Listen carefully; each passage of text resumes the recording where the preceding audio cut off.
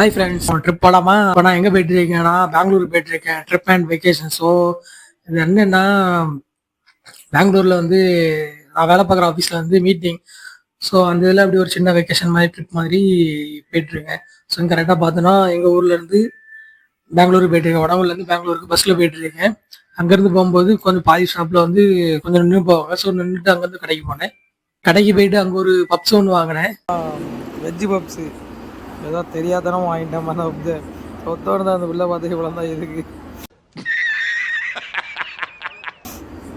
எப்படிதான் 40 ரூபா நீங்கள் வெஜ்ஜு பப்ஸு. ஸோ கரெக்டாக மார்னிங் வந்துச்சு. சரியான குளிர். பார்த்தோன்னா பெங்களூர் ரீச் ஆகிட்டேன். ஒரு 18 டிகிரி செல்சியஸ் இருக்கும். கரெக்டாக பெங்களூர் வந்து இறங்கி அங்கேருந்து கேப் பிடிச்சி ஆட்டோ பிடிச்சிட்டு கரெக்டாக ஆஃபீஸ்க்கு போயிட்டுருக்கேன். கரெக்டாக காலைல மார்னிங் ஆஃபீஸ் போகணுன்னு சொல்லி பெங்களூர்லேருந்து போயிட்டுருக்கேன் கேப் பிடிச்சி. கடைசியாக நானும் 2 பேரை கொண்டு போனேன். கடைசியாக நம்ம ஊரில் எப்படி வடக்கன்ஸ் நடப்பாங்களோ அதேமாதிரி நானும் வடந்து போயிட்டுருக்கேன். வடக்கன்ஸ் மாதிரி பெங்களூரில்.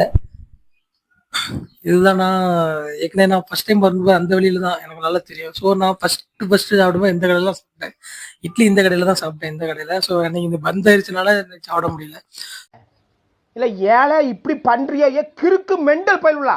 ஸோ ஃபைனலாக நான் ஆஃபீஸுக்கு வந்துட்டேன். எங்கெங்கெல்லாம் போய் சுற்றி கடைசியாக ஆஃபீஸுக்கு வந்தாச்சு. ஸோ கரெக்டாக மறக்காம ஃபாலோ பண்ணுங்க.